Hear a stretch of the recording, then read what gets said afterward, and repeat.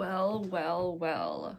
Welcome to my off studio episode. I am Choi, and I am very happy to see you here today. So today I just wanted to go into a few different things, nothing crazy. I just wanted to talk about the different types of friends that I have in my life and how I think that they complement me, as well as some experiences with people who I think did not match with me very well.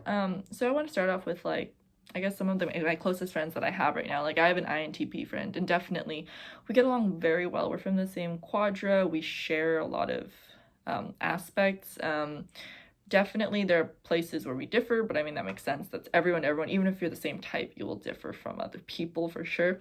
But I think we connect very well in that we can very easily both look at things from the logical side without taking into consideration the ethics or the morals that come with it.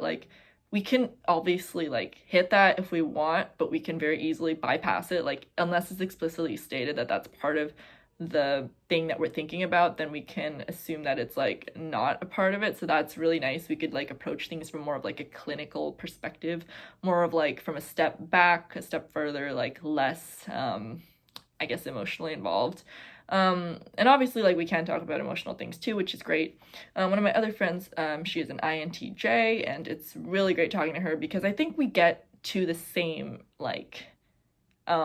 conclusions in the end. We get to the same conclusions, but the way that we get there is so different. But it's so fascinating because we compare our notes with each other, and when we agree on something with a conclusion that we know that we have kind of approached it from both sides and we both got there and we can trust each other's thing.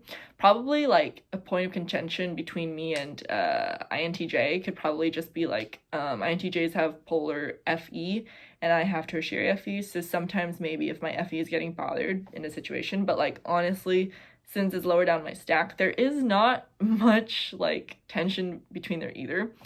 With the INTP, the tension might come into play with I believe that he has masculine TI and I have feminine TI, so if anything it kind of dissuades the tension, if anything, because if he is sticking with something because of his masculine TI as well, and I am very good at, I guess, just being yeah, okay, sure, whatever.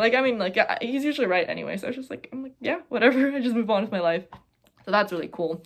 Obviously, yeah, so my other friends, I have an ISFJ best friend. She's,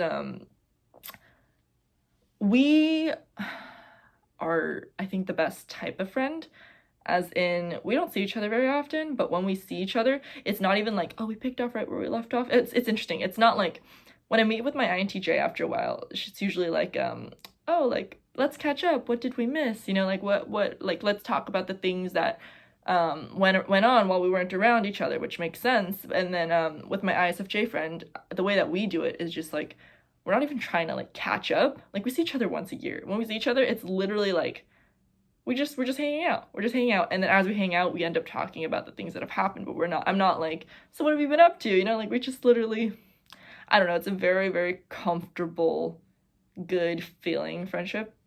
I have my INFP best friend. My relationship with him is really great.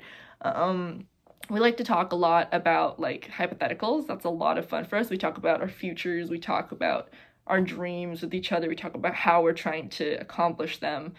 We push each other. We motivate each other. There's a lot of good stuff that goes on in that relationship. I have my ISTP friend. She's really amazing. Very, very, very, very intelligent.